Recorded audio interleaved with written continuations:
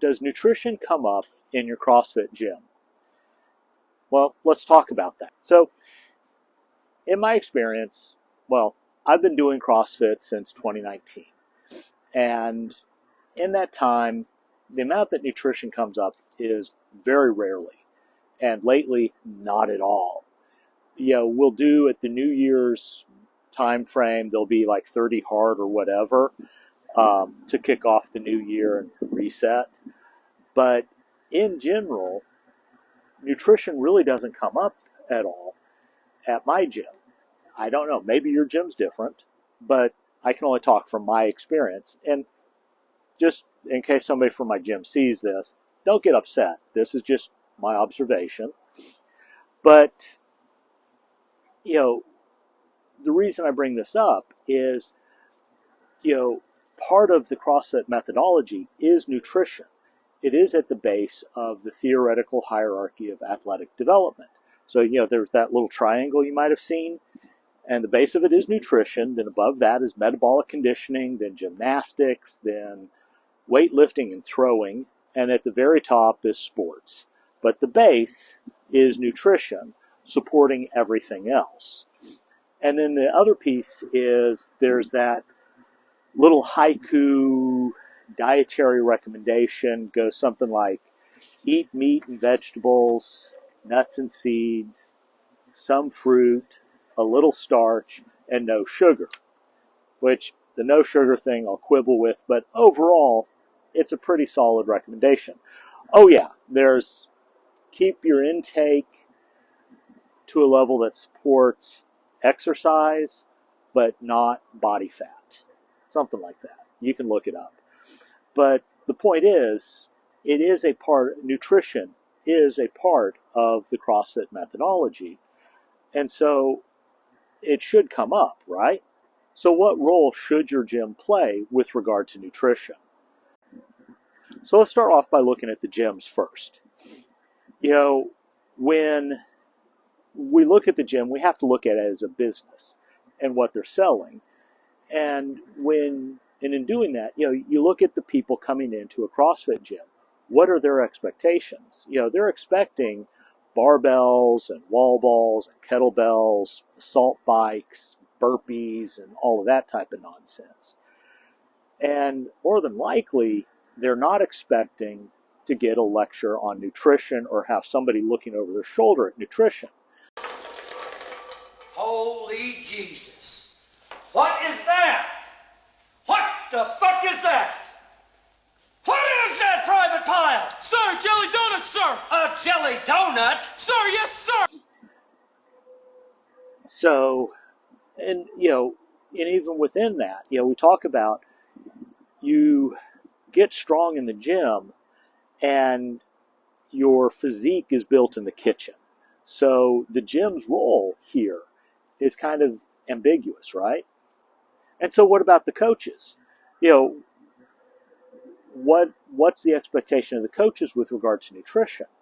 And I have to take a look and say that, we expect a lot from our CrossFit coaches.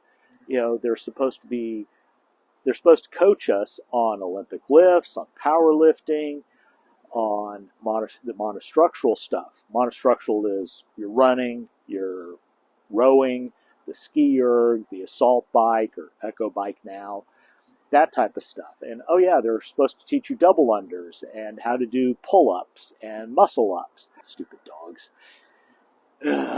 Anyway, so we're already asking a lot of them, and then you're going to come in and go, by the way, I want you to be my nutrition coach as well.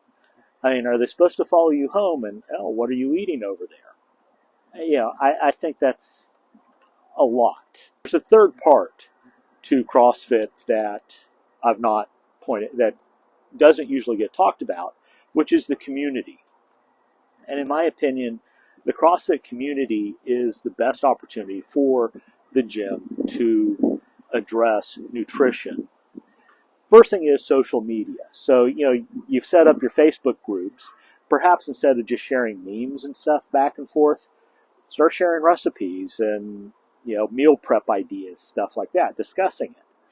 Next piece is standardize on a common tool for calorie and macro tracking. For instance, I use MyFitnessPal. I know people got upset because I suppose it's expensive. I honestly don't pay attention, but it is what it is. But there are free tools. There's all sorts of stuff out there, but you want a tool that allows you to share with somebody, which then brings up the next tool, which is dogs. Accountability partners. And so, part of that for me, having an external accountability helped me get into CrossFit. Before I started CrossFit, I tried working out on my own, but it was very sporadic. And, it happened, didn't happen. It was a mess. But when I started CrossFit, because the gym would actually reach out and be like, hey, you missed a workout, where were you? I started showing up. And now it's kind of habitual at this point. I mean, hell, I'm making content about fitness. That's nuts. So having an accountability partner might help some people achieve their nutrition goals. And, the next piece, using that tool, there's, you kind of scale it just like you scale a workout because, different people have different capabilities. So first thing is just getting people to track what they eat. Again, the accountability partner and just the community, kind of helps with this. Then the next level of scaling is you start counting your macros. You start paying attention to, hey, am I hitting my protein? Am I consuming too many carbs? You start looking at that stuff. And above that, it's interesting to me. One of the things that got me into CrossFit was my wife and I had started doing Weight Watchers, and it worked very well. By the way, the Weight Watchers app is a pretty good tool, but it's even more expensive than MyFitnessPal.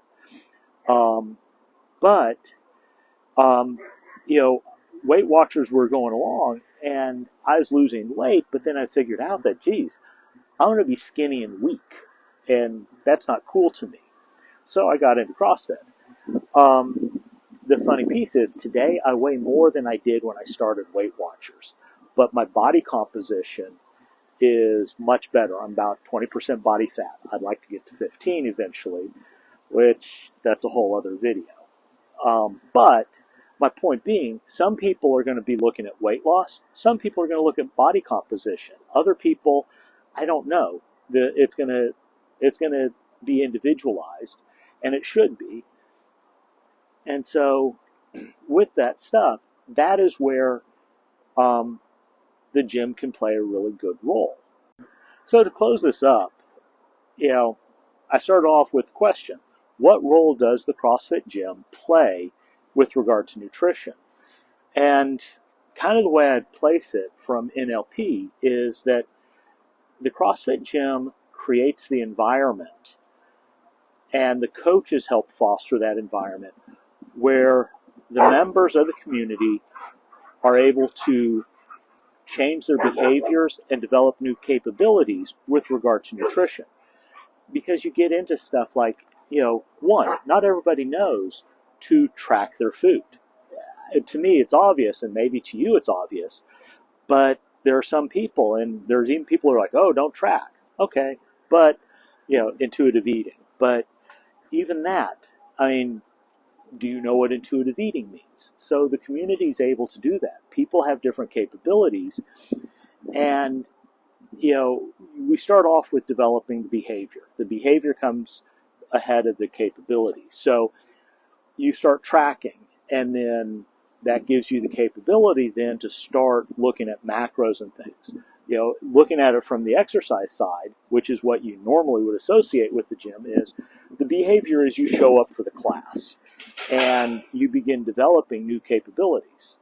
I'm working on developing the capability of doing a handstand push-up. We got a ways to go. So that is my answer to what the role is. It creates the environment, and then the coaches help people develop their behaviors and their capabilities. I hope I've helped.